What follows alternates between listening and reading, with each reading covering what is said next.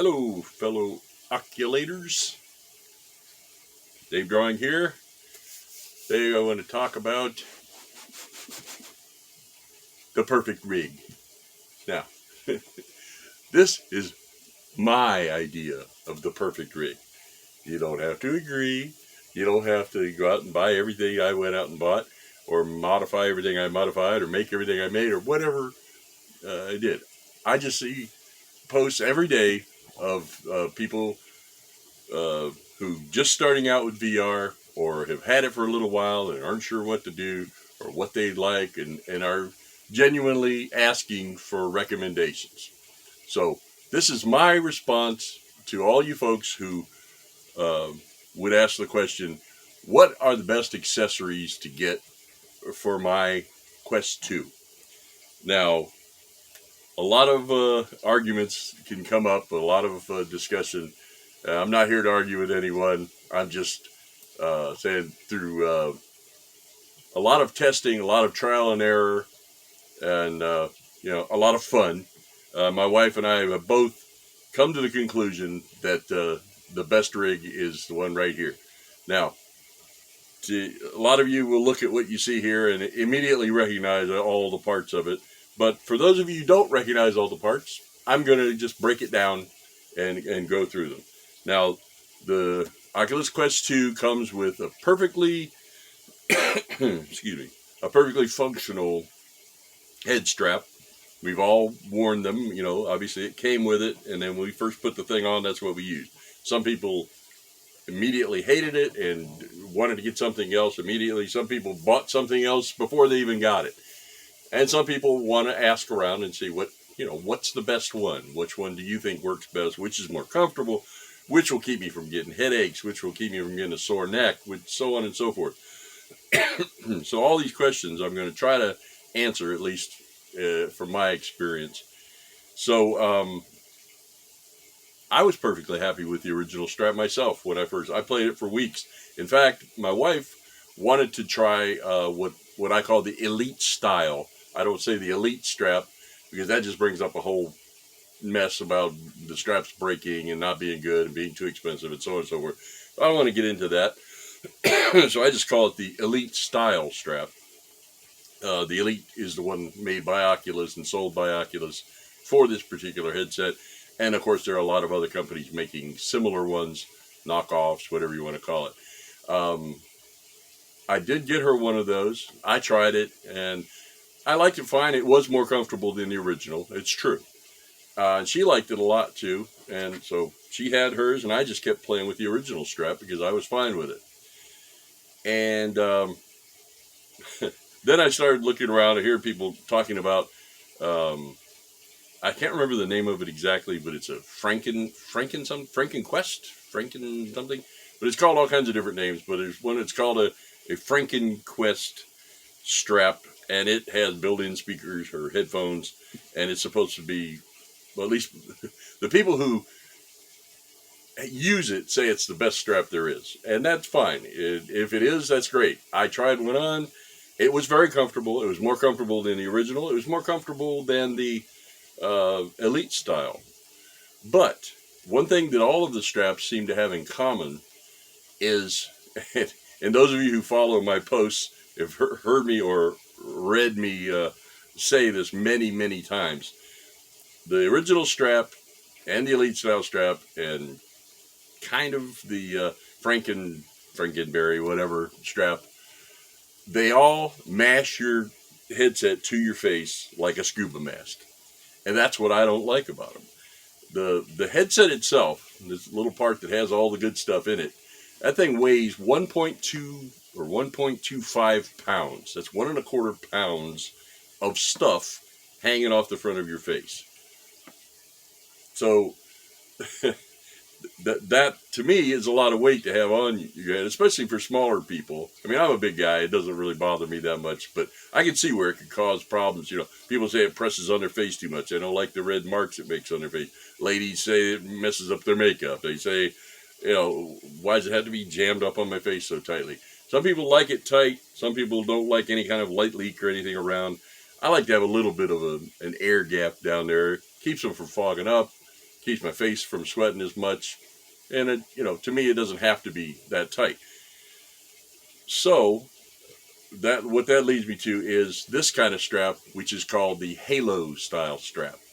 Now, I don't believe that Halo is an actual brand name. I'm not sure. I haven't really researched it that deeply, but I know there are multiple manufacturers, just like there are for the Elite style. But this kind of strap is called the Halo strap. Some of them are, you know, squared off where this arm comes down. Some of them are curved, but they all basically work the same way. They still have a top strap, like all of them do.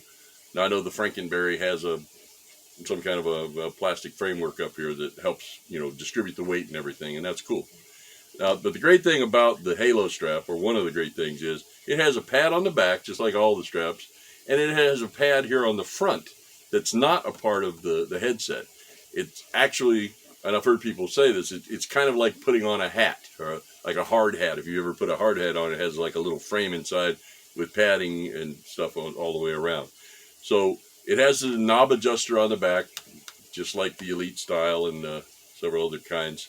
And it makes it nice to adjust it down if you like it to have a snugger fit. But the greatest part is the Halo strap has these rails on the sides that the headset actually attaches to these rails that are able to slide in and out. Now, it's not slide easily. Don't get me wrong. They're quite stiff and difficult to slide in and out. But you can, once you get the strap adjusted to your head and up and down and, you know, set just right, then you can adjust the headset to be as close or far from your face as you like. You can have it nice and tight, or you can actually have it stand out a little bit, and you can still see everything works just fine, and it doesn't go anywhere. So that's to me one of the greatest features of this kind, and it's the only kind that has that particular feature that I am aware of. Some of the Halo straps, the rear strap has, as you can see on mine, it has a bigger pad. Now this little hangy down part, it doesn't really do that much, but it has a wider pad on the inside. I don't know if you can see that very well. I'm trying to aim at two different cameras here, but anyway, the strap on the back is a little bit taller, and it just provides a little more cushioning than the narrower one that some of them come with. Now this one comes with a narrow one and the big one, which is why I like it, because you have a choice, whereas a lot of them only come with the narrow strap, and you don't really get to compare it with the bigger and, in my opinion, more comfortable strap. The Halo has a hinge point here, which makes it easier because you can tilt this up like that, put your face into the headset, and then just drop that down the back of your head, and off you go. You can tighten the knob down. It also provides 2 more pivot points, because where it attaches here, it's actually will, you know, pivot up and down like that, and the original pivot points on the side of the headset itself also pivot. So you actually have, not infinite, but you have a lot of adjustment that you can make is between the thing sliding in and out this way and tilting on not only 1 pivot point, but 2. So the whole thing can adjust this way, and this way. So that makes for some really good adjustments. And in fact, I've had some people say they got this and they had real trouble getting it to fit. I've even had people send it back because they said, I just couldn't make it fit right. But believe me, if you spend some time adjusting it, it's really comfortable. The secret to it, I think, is you keep the headset slid all the way out on the rails, and then put the thing on and fit the back pad and the front pad onto your head so it's comfortable wherever you put it, where it feels the best. And tighten the little knob down so you get it nice and solid there. And then worry about adjusting the headset. Don't even think about the headset or whether it's close enough or far enough or tilted up or down or any of that stuff. Get the strap fit to your head, and then you grab this bad boy on each side and just kind of slide it in on the rails, tilt it up and down, move it up and down like this, and you get a real custom fit with that. That's the good thing about the Halo strap. Another thing people have asked me, will this work with over-the-ear headphones? Or I think that's what they're called. You know, the full coverage, big muff-looking ones. Yes, and maybe not all of them, but I have a pair of, they're made by 3M, and they're called Work Tunes. They're actually, they deaden the outside sound a lot, noise canceling, and I actually got them for when I use power equipment out in the yard. But they're Bluetooth or hardwired with a removable wire, so you can have them plugged in or Bluetooth. And as far as Bluetooth goes, a lot of people say, well, Bluetooth has a lag. Bluetooth has a lag. Not everything Bluetooth does. My 3M work tunes do not lag, and I've had several people tell me that Apple earpods, whatever they're called, made by Apple, also don't tend to lag either. So I think it's a question of the quality of the Bluetooth speaker or headphones, or, you know, luck of the draw. It's hard to say. But I've had great luck with those when I need them, which I rarely do, which brings me to another point, which is these muffs you see here. These are not headphones. These are just soft, flappy silicone pieces. They don't have any speakers in them. They don't have any wires. They don't. All they do is they channel the sound from the original speaker that's in the little arm of your headset. They just channel it down to your ear. They block some of the sound coming out as far as other people being bothered by your sound. Although it does not completely block it, it does cut it down quite a bit. It also effectively doubles the volume of the built-in speakers. Because I couldn't hear very well, especially if I was talking to someone like in alt space or one of the other like chat rooms, interaction rooms. I had real trouble hearing the people. And one day I tried cupping my hand over my ear like this. And this is something you can test for yourself. Next time you have your headset on and you're listening to, well, whatever you're listening to, someone talking or music playing or whatever, just put your hand over your ear like that. And you will be amazed at the amplification that comes just from that simple act. And that's how, you know, if you say, well, I wonder if those muffs would work for me. I wonder what it sounds like. That's how you find out. Before you order them, before you get them, try them, whatever, just have some sound playing on your headset and go like that. And you'll be sold, because it easily doubles it. It was the first time since I had this thing, when I first put these on, it was the first time I ever had to turn my volume down because it was too loud. So, you know, it gives you enough speaker power where you can actually adjust the volume to exactly the way you want it. So I highly recommend these guys. Now, while saying that, I have to also say this particular brand, which there'll be links for all these in the post when I'm all done, but these here are not made to work with the Halo strap. They are made to work with the original strap and the Elite style strap, but they are not designed to work with the Halo. But of course, just like I do with my Beat Saber handles, I said, no, you're not going to tell me I can't use them with mine. So I made them work. Now, I did not make a video showing it done, but I do have a post that shows photos and instructions step by step how to do it. But basically, if you see right where this pivot point is, if you have a set of these, or if you look at the picture online, you'll see that this whole silicone, this is all part of the muff here. It goes all the way up. It covers the whole arm of the headset. But this area here is completely smooth with no holes in it in the original condition. What I do is I just take a pair of scissors or an X-Acto knife, and you just cut a little circle or a little square out of this area of the muff. You take the headset off of the strap, you put this piece right here through the hole, and then you just slide the rail back on. It's just as simple as it sounds. Takes about 5 minutes, and I highly recommend it, because these things are awesome. They work great with the Halo strap or the original or the Elite style. So you can get these and use them on pretty much any kind of strap you might get. I cannot speak to the Frankenberry strap because I have not tried to put a set of these on there. But the Frankenberry comes with its own built-in headphones, so it kind of is a moot point. Okay, now another big point of contention amongst the people. Everyone goes from no battery pack to a big battery pack to it has to be smaller because that one's too heavy. To I put it in my pocket, I put it in my back pocket, I just use a long cable. opinions vary, and that's great. Whatever works for you is great. But if you haven't thought about it or you haven't tried it, here's my recommendation on that. Everybody's heard about battery packs. You can buy fancy ones that are made by Oculus. You can buy all other brands that have the little triangle shape that fits perfectly on the back of the strap, and that's great. If you want to be stylish, you want to, have the best thing, that's your choice. But when we did our research, trying to figure out what would make these things the most comfortable, like I said earlier, this thing weighs 1.2 pounds. Now, I'm not going to try to get into all the physics of it and everything, but as you can see, it's fairly deep. It's several inches from your forehead to the end of this thing. And the deeper something is, the more the weight of it is going to push down on whatever it's hanging from. It's like a leverage thing, okay? So this thing not only weighs 1.2 pounds, it also is quite deep. So the weight pushing down on your face and the frame and everything that it's suspended from is going to appear more than the weight that it is. And that's why some people get headaches, and it's why some people have sore necks and all this other stuff.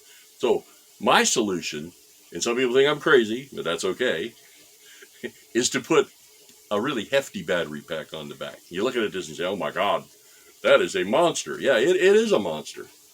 This battery pack weighs 1.4 pounds. It actually weighs more than the headset itself. Now, before you dismiss that out of hand, just hear me out, okay? Like I said before, this thing is deep, so it's 1.2 pounds. If you were to balance this thing on some kind of a pivot, you would find that this thing at 1.4 pounds actually makes for perfect balance between this weight and this weight. Now, I did arrive at that through a very scientific method, which was I took a bottle, an empty plastic bottle, and filled it with various amounts of liquid and weighed it until I knew exactly how much weight I needed on the back of this thing. Because my original plan was to use a smaller battery pack that I already owned and then add weight to that with whatever I needed to hang back there so that I got to the proper balance weight. But lo and behold, when I did a search for battery packs, I found this one that weighs exactly the amount that I wanted it to, which was awesome. The other thing about this battery pack is it's a 30,000 milliamp. What's the measurement? Milliamp hour or something like that. But they come in 10,000 or 12,000 or 20,000 or 30. This is 30,000, and I will tell you this. People talk about how many hours their battery pack gives them an extra playtime. We don't measure this bad boy in hours. We measure it in days, okay? Now, I play games and go on, different social media and stuff like that. Social media, I don't know if that's the right word. Alt space, quite a bit. I'm probably on my headset 6 hours a day, maybe total. I mean, it's on and off, but about 6 hours a day. I charge this thing like every 4 days, okay? So if you want to break it into hours, this thing will run this headset for 24 hours, right? Now, some people pay more than that. Some people pay less than that. And I've had people say, well, why do you need a battery that will run for days? It's not like you're wearing it 24 hours. Well, it's not a question of wearing it for 24 hours. It's a question of not having to screw with it, charging it, messing with it, unplugging things, replugging. You just turn it off and sit it down, and the next day it's still got most of its charge. At the end of 4 days, it's got like 4 little lights on the back to tell you its amount of charge or whatever. And when it gets down to like 2 dots, I'll put it on the charger. But it would probably go more than 4 days at 6 hours a day. So it's really hard to say. But it keeps this thing at 100% all the time. You got to make sure you make sure the plugs are tight and everything. And sometimes you got to turn it on because it has like a smart sensor that'll shut it off or whatever. But every time I pick it up, I look and see if the dots are on. If they're not, I hit the button and it's charging. And like I said, this thing always is the lowest it ever gets after a really busy session is like 96% or something. But it's always fully charged. And that's another great thing about this. This battery also has lots of ins and outs. It has, let's see if I can show it any better. Well, some of it's a little covered by the strap. The strap's at the bottom here because I like to access. But it has a micro USB, like like your old phone used, has a plug for that to charge. It has a lightning port for charging, which I believe is the Apple phone charging thing. I don't use that, but it is available. Then it has a in and out C, USB-C port, which is the same kind of port that your Oculus headset uses, and the charger for it and all that. So you can charge this thing using the same charger that came with your Oculus, so you don't even have to buy a cord to charge it if you so desire. It also has regular USB ports out. One of them, there's two of them, I've got one of them covered, but one of them is a quick charge, they call it, or QC, as well as the C. So the QC will charge it pretty quickly, but I've found that the C is actually the fastest one. So that's how we hook it to the headset. Now the advantage, if you wanted to use the USB-A side, you could do that by using a cord from there to the headset, and then you wouldn't have to unplug anything to charge the pack using the original charger. Now we charge it using a micro USB because we have tons of those laying around from all of our old phones and stuff like that. We also have C chargers for our new phone, so we have plenty of ways to charge the thing up without buying anything extra. So as far as how we hook it up, this is a 12-inch cable. Also, for everything here is from Amazon. This is a 12-inch cable. It has an angle on the front. I'll show you. It looks like that. And that's perfect because when it plugs into the headset, you don't want it to stick out from the headset and then have to make the turn, because that puts a lot of stress on the cable. So it goes in exactly the angle that it needs to. And then the other end, I could not find a cable that had an angle that went this way on one side and that way on the other side. I don't know if that makes any sense to you, but I had to buy a little adapter thing because to get this angle here at the front of the headset, I had to get a straight angle for the other end. So I got this little adapter doodad that looks like that.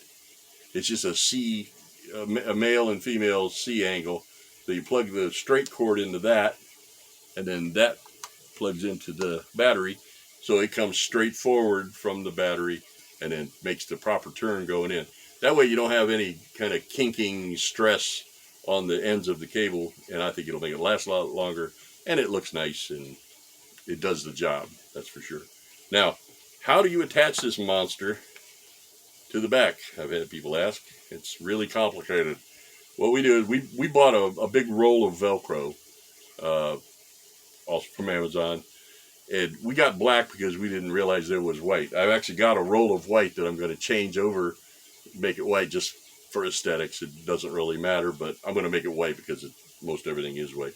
But you buy a roll of it instead of the pre-cut ones, because then you can make your own. Like the strap that goes all the way around is fairly long, and then these two are not as long. So you get the roll, and you can just cut the pieces exactly the length you need. You run them right through the strap. You can take the pad. They're all attached with Velcro. So you remove the pad on the back of the rear pad, and then you run your straps around. And then when you put the pad back in, it kind of Velcros over the Velcro and really holds everything really well. I put a horizontal one in. When we first started, I had just the two vertical ones, but the battery started working its way out one end or the other with a lot of jumping around. So I put a horizontal one on, and as I said earlier, it's down as low as it is because I needed to have access to the various charging ports. The only one that's covered up is the basic USB-A, which we don't use for anything anyway. So that is the ideal rig as far as I can tell at this point. Now, you may think, oh my God, that thing has got to be so heavy. Yeah, it weighs about 3 pounds. Maybe a little less than 3, because it's 1.2, 1.4, and then the weight of the strap and the muffs itself. So it's probably about 3 pounds. The thing is, as I said earlier, if it doesn't have a pack on the back at all, it's front heavy. If you put a light pack on the back, it is more balanced, but still a little front heavy. If you put a weight on the back equal to or slightly more than the headset, it is perfectly balanced. I mean, if I don't know, I don't have a way to show you how it sits, but as you can see, I'm holding it up about in the middle, and it doesn't tilt either way. It's quite well balanced. And in fact, it's so well balanced when we put these things on, unless we're doing something really, really vigorous, jumping up and down or playing some really strenuous game, we don't even tighten the knob down. It's just literally you open it enough to where it fits comfortably on your head, just like a hat. And we just put it on there, and it's so well balanced when it's on. You don't even have to worry about it. And I don't think you could beat that. So when you look at it, yeah, it looks a little clunky. It's a big brick on the back of your head, but once you put it on, it really makes a difference. My wife was very skeptical of all the things I added to mine. When she saw that battery pack, she's like, "There's no way you're putting that on the back of my head. I mean, it'll crush me." I said, "No, it won't crush you. You won't even know it's there. You got to trust me." And she said, "Yeah, sure." So I had her put hers on without the pack. And then while she still had it on, I quickly ran, a couple of loops around it and put that battery on there. And she was like, wow, this is amazing. I don't even feel that weight back there. I said, "I know, because it's balanced. Balance is a good thing." So when you're thinking about the perfect rig, in my opinion, there it is. It's a halo strap. It's got silicone muffs for excellent volume. It's not going to replace your buds or your full coverage headphones or anything like that if you're listening to concerts or you're a real connoisseur of perfect sound. But I'm telling you, if you just need it to be louder so you can hear what's going on, they're the ones to do. It also, like I said, it blocks a little of the outgoing sound, because some people are in a situation where they don't want to bother, the rest of the family or people around them, whatever. So it's a good thing to have them for that as well. Although it does not block all of it, it does cut it down. My wife she plays moss with the little mouse running around. And before she put these on hers, I could hear the little mouse squeaking and making little noises and stuff. And after we put these on, from the same distance, I couldn't hear the mouse anymore. So it doubles the volume in your ears, but I think it cuts the volume by about half to everybody else's ears. So that's, it's a good thing. It's not the ideal solution for everybody, but it's a perfect solution for us. And let's see, I think that's just about it. Oh, I did not cover facial interface foam thingies, because we don't really share ours. We haven't had an opportunity to share ours with anyone, and we don't really worry about it. But we did buy some of the silicone ones that go over them, and they're fine, but I haven't really tested them much, so I can't really speak to those. But a lot of people wonder about those, and I have heard that the silicone ones that go over top of it are more sanitary. You can wipe them off. If you're going to share, you can, wipe them down with some alcohol or whatever, and it's makes everyone feel better in these crazy times that we're in. But there are so many different, versions of that. I'm not the guy to ask, because I just have the floppy silicone ones, and I don't really use them that much. So, okay, well, like I said, I'm going to put all the links to all this stuff. And by way of answering another question that will probably come along, everything that I just showed you, as I've said, is from Amazon. And no, I do not work for Amazon or for any of the people that make the things that I'm plugging here. I just really like what we've discovered. But all of this together is a little under $120. That's for the strap, the muffs, the battery, the cable, the adapter, the Velcro, everything to make this right here, well, not counting the Oculus, of course, is just under $120. I don't remember the exact prices of everything, but it'll be in the links if you want to break it down price-wise. So if you want the perfect rig and you value my opinion, this is it. This is what you need to do. This is what you need to get. And I would be more than happy to walk anyone through any part of setting this up or getting it or figuring out how to do it or modifying the muffs or any of that good stuff. So by all means, feel free to shoot me any questions, comments, or whatever you want to say about it. And that's about it. So until next time, Dave Drawing, and I'm out. Poke.